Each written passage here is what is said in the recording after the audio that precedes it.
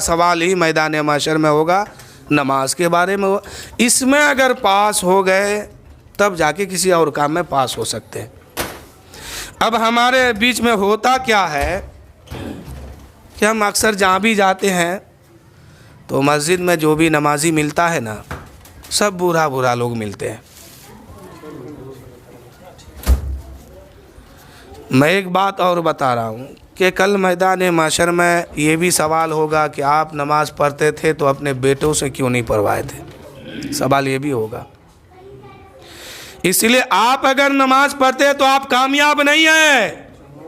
कामयाब तो तब है जब आपके घर में आपका बेटा नमाज पढ़े, आपकी बेटी नमाज पढ़े, आपकी बीवी पढ़े, आपकी माँ पढ़े, आपकी बहन पढ़े, घर के हर इंसान पढ़ने लगे नमाज, तब समझिए कि आप कामयाबी की तरफ हैं। लेकिन अक्सर होता क्या है, मस्जिदों में ये देखा जाता है कि सब बूढ़ा लोग नमाज़ पढ़ते हैं, उनके घर के, उन्हीं के घर के जितने जवान हैं सब ऐश में ज़िंदगी गुजार रहा है। क्या आपको फिक्र नहीं है कि आपका बेटा अगर वहाँ जहन्नम में चला जाएगा तो आपको अंदर बचाने की ताकत है? वहाँ पर किसी के अंदर ताकत नहीं है कि वहाँ अपने घर वाले को बचा ले। हज़रत इब्राहीम बिन अदहम बहुत बड़े ये अल्लाह के वली हैं। पहले बादशाह थे, बादशाहत को ठोकर मार दिया और कहे कि आज से मुझे दुनिया की दौलत नहीं चाहिए, मैं जब तक जिंदा रहूंगा अल्लाह की मोहब्बत में रहूंगा जिंदा। सुभान अल्लाह, सुभान अल्लाह। इन्होंने बादशाहत को ठोकर मारी तो अल्लाह ने इनको ये मकाम अता फरमाया कि विलायत का मनसब दे दिया, विलायत अता फरमाया। एक मर्तबा इन्हीं के अड़ोस पड़ोस के लोगों ने कहा कि हुजूर आप इतने बड़े अल्लाह के वली हैं, इतने नेक हैं, कम से कम समाज के बीच में आइए, लोगों को दीन सिखाइए, समझाइए कि दीन के अंदर क्या क्या करना चाहिए, इस्लाम के अंदर क्या क्या करना चाहिए। हज़रत इब्राहीम बिन अदहम ने कहा कि ओ लोगों, मैं तुम्हें क्या बताऊं, बहुत बड़े बुजुर्ग हैं, वली हैं, ये विलायत पर, विलायत के मनसब पे फाइज है। कहते हैं कि ओ लोगों, मैं तुम्हें क्या सबक दूं, क्या बताऊं, मुझे 4 बात खाए जा रही है, मैं 4 बात से परेशान हूं। बस इसी 4 बात में मैं अपनी भी गुफ्तगू ख़त्म कर दूंगा। इसलिए कि आज जो है ना 3-4 जगह मिलाद हो गया है और एक दावत भी है कि सकड्डी जो मज़ार शरीफ है, जानते हैं आप लोग, वहाँ भी 3 बजे प्रोग्राम रखा गया है। जो हजरात जाना चाहते हैं वहाँ भी जा सकते हैं। मैं भी वहाँ पहुँचूँगा इंशाअल्लाह, और भी लोग पहुँचेंगे। हाँ, तकरीर भी होगी, मिलाद भी है वहाँ पर आज ही 3 बजे। अब लोग ज़रूर तशरीफ़ ले जाइए ताकि बुजुर्गान दीन का फैज़ मिले। हज़रत इब्राहीम बिन अदहम कहने लगे, ओ लोगों, मैं तुम्हें क्या सबक दूं, क्या बताऊं, 4 बात मुझे खाई जा रही है, इस 4 बात से मैं बाहर नहीं निकल पा रहा हूं। लोगों ने पूछा हुजूर क्या बात है 4, उनमें से एक तो बताइए। कहा कि एक बात ये बता रहा हूं कि पहली बात सुनो, जब मैदान महशर, ये जब आलम अरवाह में तमाम रूहों को बना के इकट्ठा जमा किया, सब एक जगह जमा हो गए, अल्लाह ने फरमाया कि लोगों अनकरीब तुम्हें मैं दुनिया में भेजूंगा, बता दुनिया में जाके क्या करेगा। कुछ लोगों ने कहा कि हम तेरी इबादत करेंगे, तुझे मानेंगे, तुझे अपना रब समझेंगे, अपना मालिक समझेंगे, अपना खालिक समझेंगे, अपना परवरदिगार समझेंगे।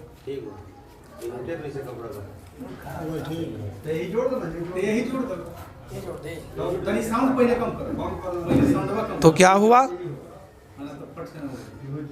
जब कुछ लोगों ने कहा तो कुछ लोगों की बोली पर सारी रूहें वहाँ कहने लगी हम दुनिया में जाएंगे, तेरी इबादत करेंगे, तुझे मानेंगे, इसके सिवा कुछ नहीं करेंगे। अल्लाह ने कहा कि इनमें से आधे झूठे हो। अल्लाह ने कहा कि तुम में से आधे से ज़्यादा लोग झूठे हो।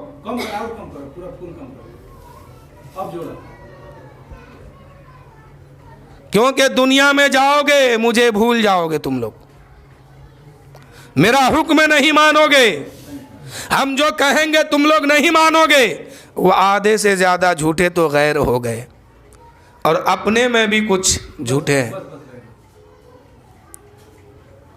जो अल्लाह ने नमाज फ़र्ज किया नहीं पढ़ते हैं, अल्लाह ने रोज़ा फ़र्ज किया नहीं रखते हैं, अल्लाह ने ज़कात फ़र्ज किया नहीं रखते हैं, अल्लाह ने ज़कात फ़र्ज किया नहीं देते हैं, मालदारों पर अल्लाह ने हज फ़र्ज किया नहीं करते हैं। तो अल्लाह ने पहले ही बता दिया कि इनमें से आधे से ज़्यादा झूठे हो। हज़रत इब्राहीम बिन अदम कहते हैं कि लोगों, उस वक्त आलम अरवाह में अल्लाह ताला ने दो जमात की और इरशाद फरमाया, इधर वाले जन्नती है, इसकी मुझे कोई परवाह नहीं है, और इधर वाले जन्नती है, इसकी भी मुझे कोई परवाह नहीं है। यानी एक पार्टी को जन्नती का, एक पार्टी को जहन्नमी का, और दोनों के लिए अल्लाह ताला फरमाया कि इसकी मुझे कोई परवाह नहीं है। ना जन्नतियों की कोई परवाह है, ना जहन्नमियों को कोई परवाह है। हज़रत इब्राहीम बिन आदम कहते हैं कि लोगों, जिस वक्त खुदा ने कहा था इधर वाले जन्नती है और इधर वाले जहन्नमी है, मैं किस पार्टी में था, इसी बात से मैं परेशान हूँ। ऐ लोगों, आप में से किसी को पता है कि आप वहाँ किस पार्टी में थे? जिस पार्टी वालों के लिए रब ने कहा जहन्नमी, तो जाएगा ही। जिस पार्टी के लिए कहा कि जन्नती हो जाएगा, रब का फरमान है। लेकिन हम में से किसी को मालूम है कि हम लोग किस पार्टी में थे? और जब नहीं मालूम है तो फिर इतनी शान से ज़िंदगी क्यों गुजारते हैं? क्यों नहीं फजर में आते हैं, जोहर में मस्जिद पहुंचते हैं, असर में सजदे में सर क्यों नहीं रखते हैं, मगरिब में अल्लाहु अकबर कह के क्यों नहीं नमाज पढ़ते हैं, ईशा में नमाज क्यों नहीं पढ़ते हैं? अल्लाह ताला फरमाता है नमाज के अंदर जो सबसे ज़्यादा कलमा कहा जाता है वह अल्लाहु अकबर, अल्लाहु अकबर। हे अल्लाह, तू सबसे बड़ा है, तू सबसे बड़ा है, तू सबसे बड़ा है। फिर अल्लाह ताला कहता है कि तू बड़ा मानता है ना, अब जा, तेरे अंदर जो सबसे फ़ख्र वाली जो जगह है, सबसे शान वाली जो जगह तेरे अंदर मैंने बनाया, वह तेरी नाक है। कहते हैं ना, नाक कट गया, नाक शान रखती है। ये अल्लाह कहता है कि अब तू सजदे में जा और अपने पेशानी और सजदे में जाकर के अपने नाक को रगड़ रगड़ के कहो, अल्लाह तू पाक है, अल्लाह तू पाक है, अल्लाह तू पाक है। हाल क्या है? नमाज पढ़ते हैं, नमाज में अल्लाह ताला को सबसे बड़ा कहते हैं, सबसे ज़्यादा पाक है। अज्जू ही नमाज से बाहर आए, मस्जिद से बाहर निकले, मुसल्ले से उठे, अब जो है हवस की पुजारी बन गए। अभी कुछ देर पहले नमाज के अंदर कहता है अल्लाह तू सबसे बड़ा है, अल्लाह तू सबसे बड़ा है, अल्लाह तू पाक है, अल्लाह तू पाक है। और नमाज से जो ही बाहर निकलता है अब लोगों के सामने कहता है मैं सबसे बड़ा हूँ, मैं सबसे बड़ा हूँ। मुझसे बड़ा कौन है? मोच में ताव देते हैं। यह है नमाज का नाम। इंसान कि नमाज काबिले कबूल वही है जो नमाज के अंदर जो हाल हो वही बाहर भी हो। जहां हम नमाज में अल्लाह को सबसे बड़ा कहते हैं, बाहर भी आके कहे हे अल्लाह सबसे बड़ा तू है, तेरा ये मखलूक है, इस पे फजल फरमा दे। ये होना चाहिए। इसलिए नमाज में इस कलमे को ज़्यादा रखा गया कि अल्लाह तू सबसे बड़ा है। अब हम बड़े नहीं हैं, आप बड़े नहीं हैं। हमारी और आपकी औकात तो ये है कि कब्र में जाते जाते एक ही दिन के अंदर कीड़ा पकड़ लेता है, वजूद खत्म हो जाते हैं। ये हकीकत है। तो हमेशा जहाँ रहना है मेरे भाई उसी पर गौर कीजिए। ये दुनिया फानी है, कुछ नहीं आपको देने वाली है। ना आपका बेटा काम आएगा, ना बेटी काम आएगी, ना रिश्तेदार, कोई नहीं, सब छोड़ के आएंगे। उस वक्त तन्हा रहना पड़ेगा। आकाए करीम फरमाते हैं इन कब्र वालों से पूछो। एक बार मेरे नबी का गुजर कब्रिस्तान के तरफ से हो गया। सहाबा से इरशाद फरमाते हैं ओ सहाबा तुम नमाज पढ़ते हो तो कहते हो हमने 2 रकात नमाज पढ़ लिया है, 4 रकात नमाज नमाज पढ़ लिया है, इस 2 रकात नमाज की कीमत इस कब्र में लेटे वाले मुर्दे से पूछो कि इसकी कीमत क्या है। हर रोज ये अल्लाह की बारगाह में यही कहती है, यही आसरा लेके दिन गुजरता है कि मौला एक बार जिंदगी दे दे, एक बार दुनिया में जाने का मौका दे दे, ताकि 2 रकात नमाज पढ़ के हम तुझे राजी कर ले। लेकिन मरने के बाद इबादत करने का कोई मौका नहीं मिलेगा। करना भी चाहेंगे तो नहीं कर सकते हैं, ये कानून नहीं है। आका फरमाते हैं इन कब्र वालों से पूछो कि 2 रकात नमाज की कीमत क्या है। मेरे नबी फरमाते हैं 2 रकात फजर की सुन्नत की कीमत यह है कि अगर दुनिया की सारी दौलत एक पल्ले पे रख दो और फजर की 2 रकात सुन्नत की सवाब, सुन्नत नमाज के सवाब और मर्तबा को एक पल्ले में रखो तो सारी दुनिया के दौलत व मालो खजाना से जो है फजर की सुन्नत भारी पड़ जाएगी। सुभान अल्लाह, सुभान अल्लाह। जब सुन्नत का ये आलम है तो फर्ज का क्या आलम होगा। आका फरमाते हैं पूरी दुनिया की दौलत एक पल्ले में हो और सुन्नत सिर्फ एक पल्ले में हो, वो भी फजर की 2 रकात सुन्नत, तो पूरी दुनिया पर यह गालिब आ सकती है, आ जाएगी। तो ये है फजर की नमाज, या ये भी ये है नमाज का मर्तबा। तो मेरे दोस्तों मैदान माशर कायम होगा।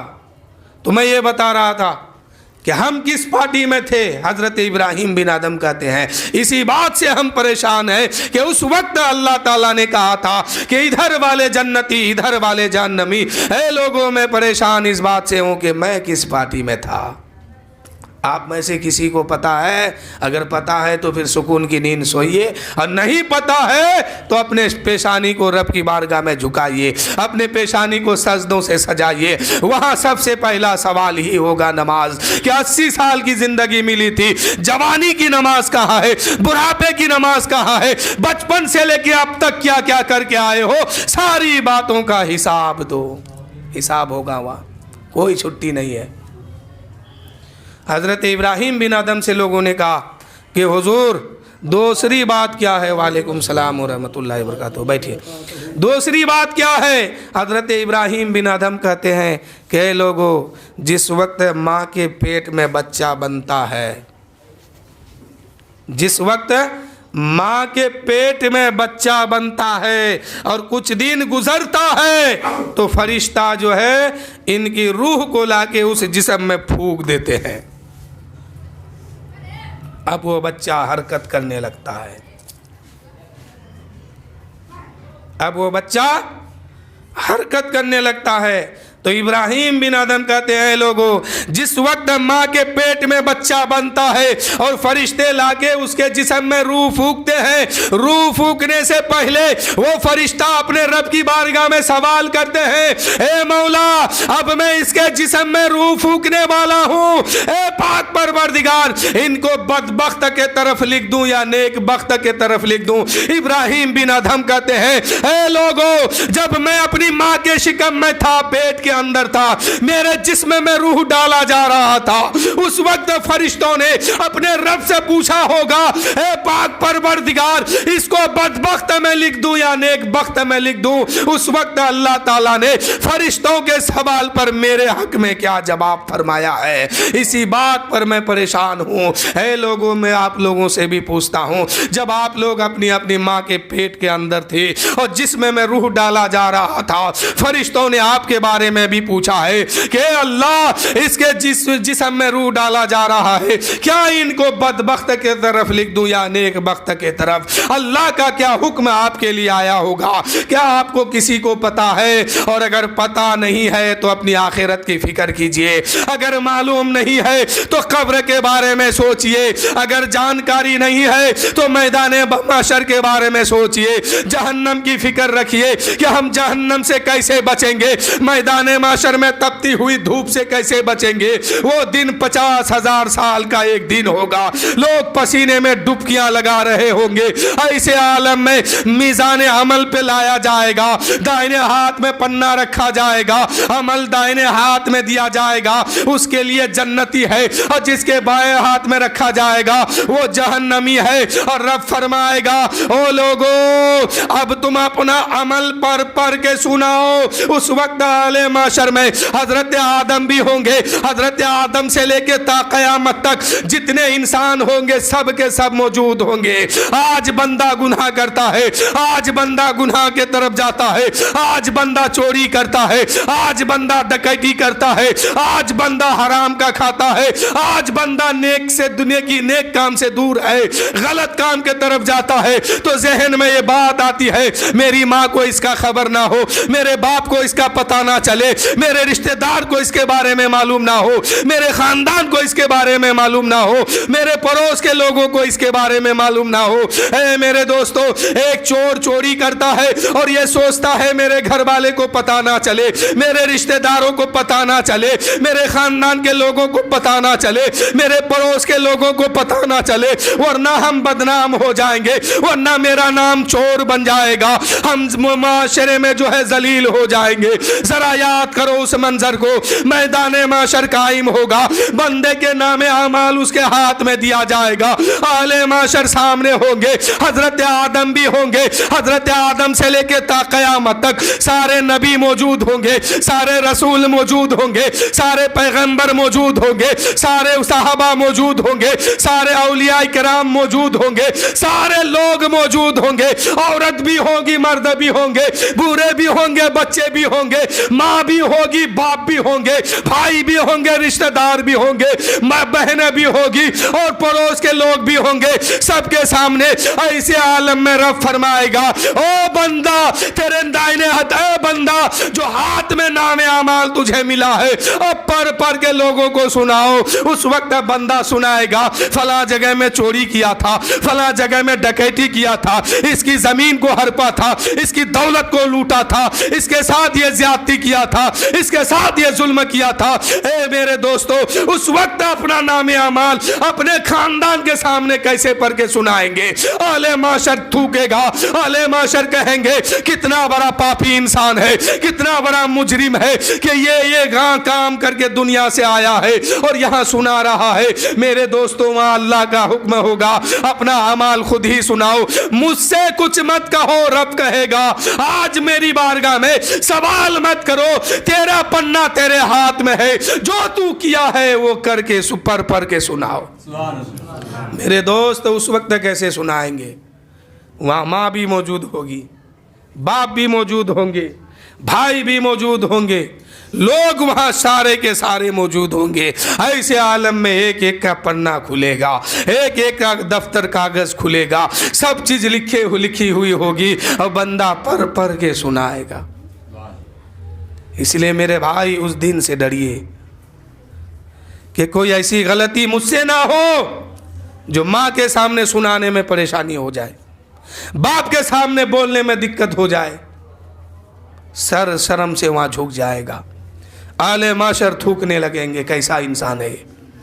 इसलिए हमेशा याद रखिए, वहाँ की फिक्र कीजिए कि हमें वहाँ पास होना है। मेरे भाई, बहुत मुश्किल घड़ी है वो। शायर कहते हैं, न दौलत रहेगी न पैसा रहेगा, अकेले कब्र में तू लेटा रहेगा, छुटी तुझे से दुनिया की हर मालो दौलत, दो गज कफन में लिपटा रहेगा। सब छूट जाएगा, किसी के साथ में कुछ नहीं जाएगा सिवाय कफन के। और कफन क्यों दिए जाते हैं जानते हैं? वो भी सादा रंग के। वक्त ज़्यादा हो रहा है, इसमें बात कुछ तवील हो जाएगी, इसलिए कि मैंने 4 बात बताने के बारे में कहा है। अभी 2 ही बात आपको बताए हैं, अब चारों बात जो है ये हम सब के लिए बहुत ज़रूरी है। ये चीज़ हम सब के लिए भी बहुत ज़रूरी है, सब के साथ ये होने वाला है। तो शरीफ पढ़ी अल्लाहुम्मा सल्ली अला सय्यदना शफीना हबीबना मौलाना मुहम्मदिन मादिनिल जुद वल करम बारिक वसल्लिम सल्लु अलैहि सलातु व सलामुन अलैका या रसूलल्लाह सल्लल्लाहु तआला अलैहि वसल्लम। न दौलत रहेगी न पैसा रहेगा, अकेले कब्र में तू लेटा रहेगा।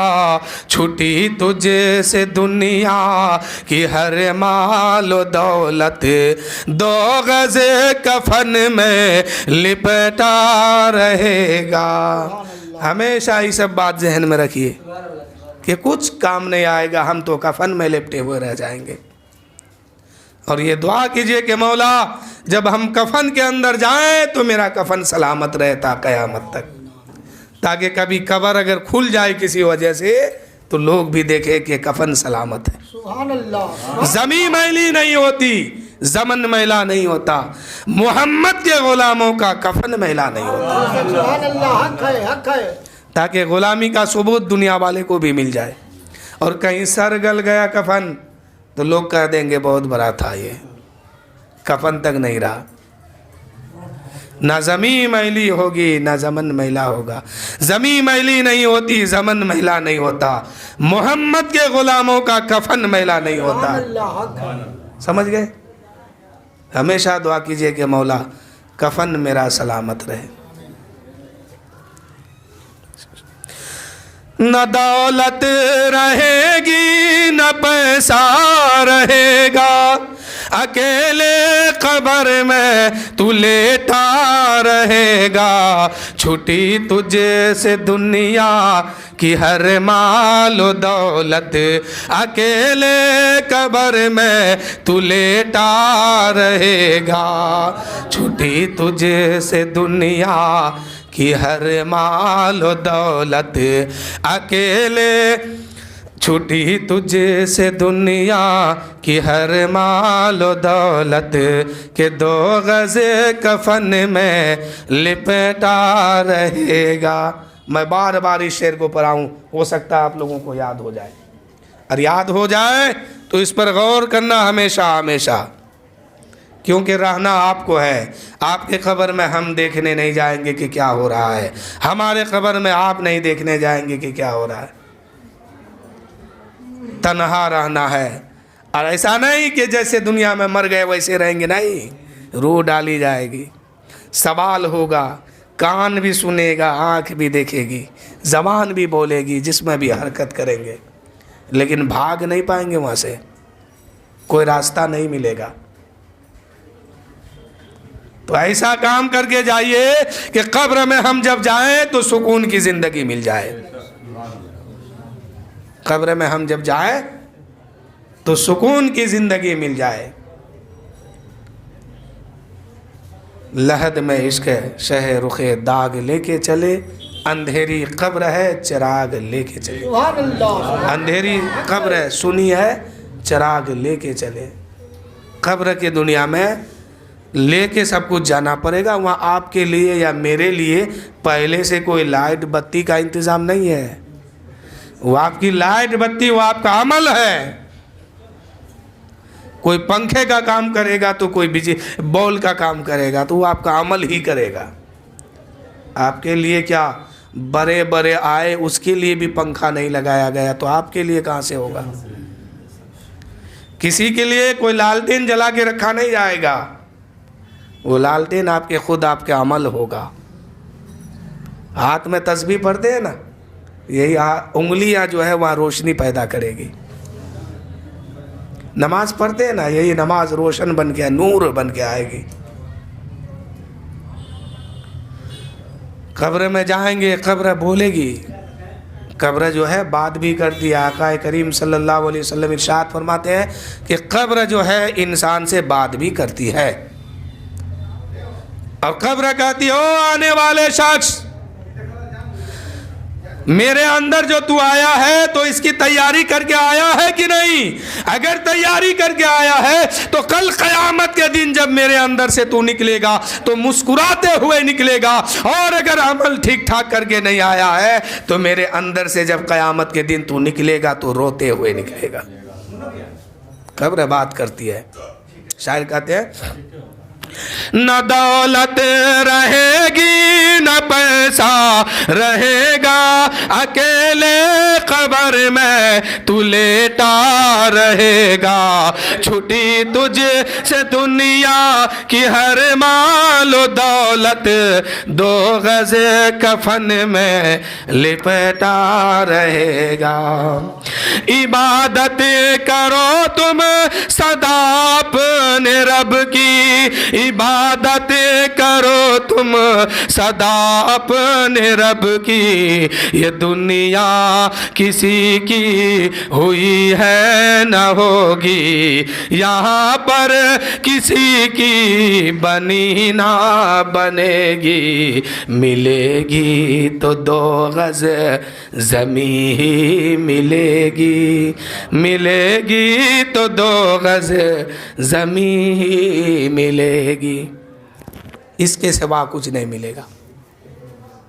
हाँ, आका फरमाते हैं कि इंसान का 3 भाई है, 3 दोस्त है ये दुनिया में। एक कहते हैं कि जब तक तू जिंदा है, सांस चल रही है, दिल धड़क रहा है, जिस्म हरकत करते हैं, तब तक मैं तेरा साथ दूंगा। दूसरा कहता है जब तू कब्र की दुनिया में जाके लेट जाएगा, वहां तक साथ दूंगा, वहां से वापस आऊंगा, अब साथ नहीं दूंगा। और तीसरा कहता है कि तू दुनिया में है तब भी साथ दूंगा, मर जाएगा फिर भी साथ दूंगा, कब्र की दुनिया में जाएगा फिर भी साथ दूंगा, मैदान महशर में पहुंचेगा वहां भी साथ दूंगा, जन्नत पहुंचेगा वहां भी साथ दूंगा, जहन्नम में पहुंचेगा वहां भी साथ दूंगा। अब आप फैसला खुद कीजिए, कौन सा साथी आप चुनना चाहते हैं। वो जब आप जिस्म में सही सलामत हैं, ताकतवर हैं, वो साथ देना चाहते हैं, मर गए साथ देना बंद। या उस आदमी से जो कहता है कि कब्र में जाके लेटेगा, वहां तक हम साथ देंगे, ऊपर मिट्टी डालेंगे वापस आ जाएंगे, साथ देना बंद कर देंगे। या फिर उस शय से आप मोहब्बत करना चाहते हैं जो कहता है कि कब्र में भी साथ देंगे, हश्र में भी साथ देंगे, जन्नत में भी साथ देंगे, अगर अल्लाह का करम नहीं हुआ जहन्नम पहुंचे तो वहां भी साथ देंगे। किससे किससे मोहब्बत कीजिएगा। इंसान का पहला भाई वो ये है कि इंसान की दौलत, जब तक जिसमें हमें हरकत है दौलत काम आ रही है। रूह निकल गई, कब्र के दुनिया में पहुंचने वाले हैं, आल औलाद साथ दे रहे हैं, भाई बिरादर साथ दे रहे हैं, कब्र के ऊपर मिट्टी डाली गई, यहां से ये लोग वापस अब कहते हम साथ नहीं देंगे। अब आपका अमल कहता है तो जिंदा है तब भी साथ देंगे, कब्र में जाएगा तब भी साथ देंगे, जन्नत पहुंचेगा वहां भी साथ देंगे। अमल अगर खराब है वो भी कहता है जहन्नम में पहुंचेगा वहां भी साथ देंगे। साथ कहीं ये छोड़ने वाले नहीं है। तो इसलिए हमेशा अपने अमल पर ध्यान रखिए। जो साथी आपका हमेशा हमेशा साथ देने वाले हैं उसी पे गौर कीजिए। कहते हैं कि इबादत करो तुम सदा अपने रब की, ये दुनिया किसी की हुई है न होगी, यहाँ पर किसी की बनी ना बनेगी, मिलेगी तो दो गज ज़मीं ही मिलेगी। अब तकरीर ख़त्म कर दिया जाए। इंशाअल्लाह फिर कभी मौका मिला। 2 सवाल मैंने किया, सुनाया भी, 2 बाकी रह गया। इंशाअल्लाह फिर कभी आएंगे तो याद दिला दीजिएगा, या अगर मेरे जहन में बात रही तो मैं खुद बयान कर दूंगा, और याद ना रहे मुझे तो अगर याद दिला दीजिएगा तो इंशाअल्लाह मैं आगे बयान कर दूंगा। इसलिए कि अभी 2 सवाल मैंने किया और उसका जवाब दिया, 2 सवाल अभी बाकी है, इसमें फिर आधा पौन घंटा लग जाएगा, तब फिर से कोई भी बात करने से अच्छा रहता है। इसलिए फिर कभी मौका मिला तो इंशाअल्लाह हज़रत इब्राहीम की वो 2 सबक कभी फिर मैं बयान करूँगा। आइए दुरूद शरीफ एक बार पढ़िए। अल्लाहुम्मा सल्ली अला सय्यदिना शफ़ीअना हबीबना मौलाना मुहम्मद मादिनिल जुद वल करम बारिक वसल्लम सल्लु अलैहि सलातु व सलाम अलैका या रसूलल्लाह सल्लल्लाहु तआला अलैहि वसल्लम। नात पाक का 2 अशार समाप्त कीजिए। फलक पे जन्नत हुसैन की है, ज़मीं पे काबा हुसैन का है। फलक पे जन्नत हुसैन की है, ज़मीं पे काबा हुसैन का है। जो सारी उम्मत की लाज रख ले वो एक सजदा हुसैन का है। जो सारी उम्मत की लाज रख ले वो एक सजदा हुसैन का है। और एक शेर समात फरमाए। हबीब दावर शफी महशर जो है वो नाना हुसैन का है। हबीब दावर शफी महशर जो है वो नाना हुसैन का है। वो है जो नाना हुसैन का है। हमारी बख्शिश ज़रूर होगी, हमें भरोसा हुसैन का है। हमारी बख्शिश ज़रूर होगी, हमें भरोसा हुसैन का है। वहीं से जन्नत की सरहद है, जहाँ से मैदान करबला है। वहीं से जन्नत की सरहद है, जहाँ से मैदान करबला है। मगर ये रास्ते उसे पता है जो दिल से शैदा हुसैन का है। मगर ये रास्ते उसे पता है जो दिल से शैदा हुसैन का है। हबीब दावर शफी ये महशर जो है वो नाना हुसैन का है।